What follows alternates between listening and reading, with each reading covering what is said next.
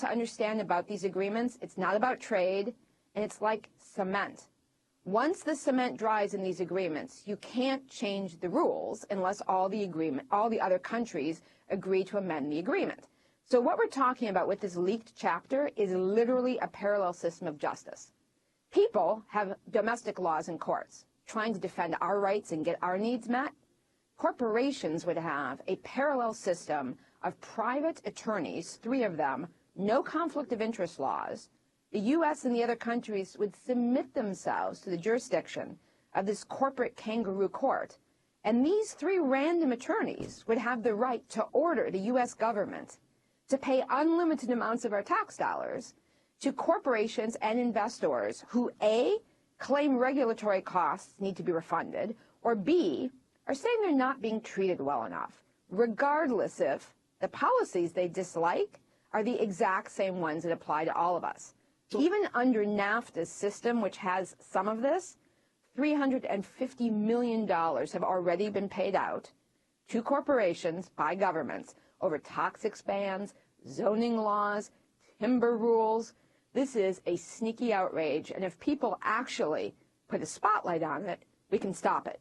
So, Lori, I wanted to ask you, you mentioned the 8 nations that are involved in negotiations. Which nations are they? And also the issue of the way this is being negotiated, the number could expand dramatically in the future. Could you talk about that?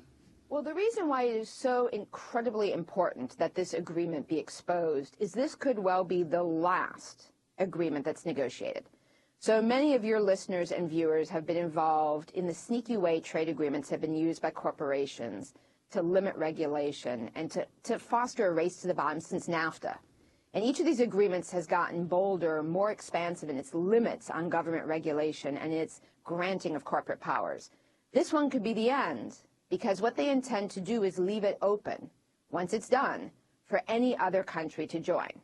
So this is an agreement that ultimately could have the whole world in it as a set of binding corporate guarantees of new rights and privileges enforced with cash sanctions and trade sanctions.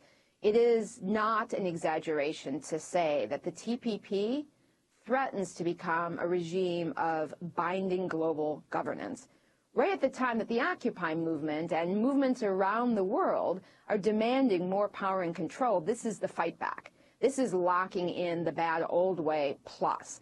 And in addition, the way that the agreement is being negotiated, these rules would require that you not only change all of your existing laws, so good progressive laws would have to be gotten rid of, but that in the future you don't create new laws.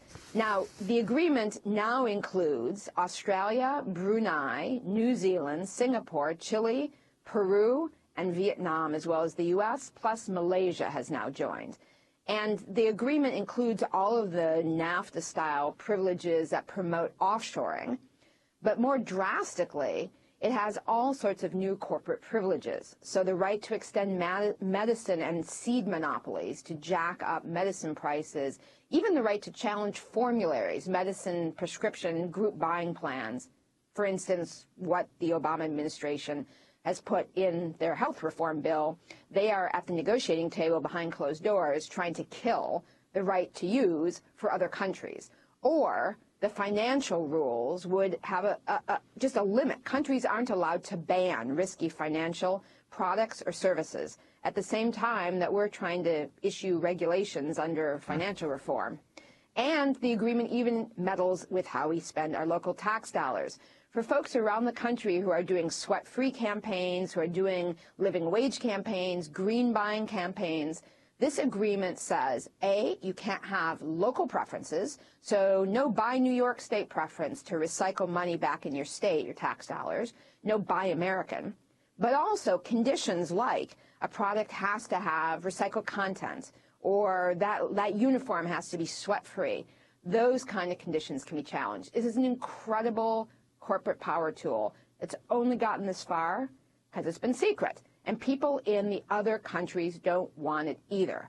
But our government is the one that's largely pushing the most radical provisions, which is why it was so important for this text, which everyone can see an analysis of at tradewatch.org, to be made public to make people aware of what's really going on. Lori, the last round of negotiations on the trade agreement took place in Dallas. While there, Obama's appointed trade representative, Ron Kirk, spoke at an event for the local business community. The yes men took the opportunity to present Kirk, the former mayor of Dallas, with a mock award. This is a clip.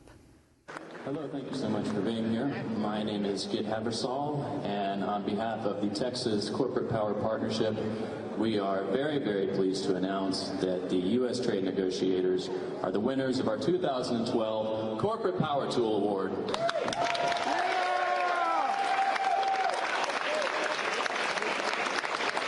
We would like to personally thank the negotiators for their relentless efforts. The TPP agreement is shaping up to be a great way for us to maximize our profits, regardless of what the public of this nation or any other nation thinks is right. The next round of negotiations on TPP are scheduled over the July 4th holiday weekend.